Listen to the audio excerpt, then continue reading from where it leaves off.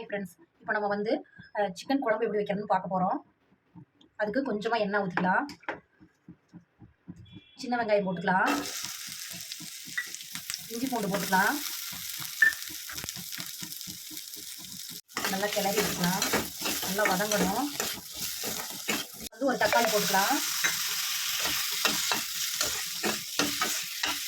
இப்போ நம்ம வந்து வரமிளகாய், கிராம்பு, மல்லி, சீரகம், மிளகு எல்லாத்தையுமே வந்து நான் முன்னாடியே ஆல்ரெடி வறுத்து எடுத்து வச்சுருந்தேன். அதையும் நம்ம இப்போ சேர்த்துக்கிட்டோம்.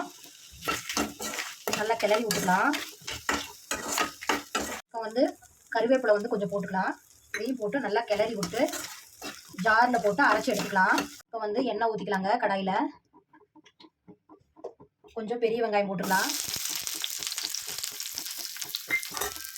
நல்லா வதக்கிக்கலாம். இப்போ வந்து நான் சிக்கன் கழுவி எடுத்து வச்சுருக்கிறேன். கொஞ்சம் இதை நம்ம சேர்த்துக்கலாம். இது கூட வந்து கொஞ்சம் மஞ்சள்தூள் போட்டுக்கலாம்.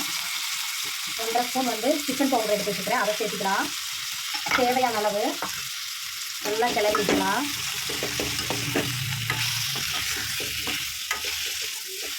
நம்ம அரைச்சி வச்சதை இப்போ நம்ம சேர்த்திக்கலாம்.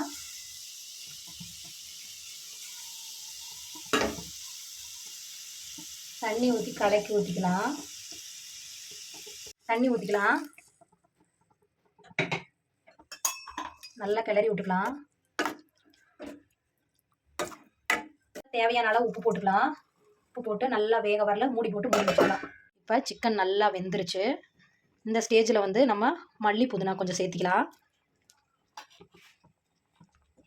சேர்த்திட்டு கிளறி விட்டுட்டு ஸ்டவ் ஆஃப் பண்ணிடலாம்.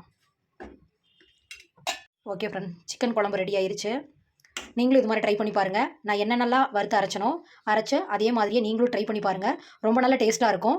ட்ரை பண்ணி பார்த்துட்டு கமெண்ட் பண்ணுங்கள், ஷேர் பண்ணுங்கள், சப்ஸ்கிரைப் பண்ணுங்கள். ஓகே, பாய்.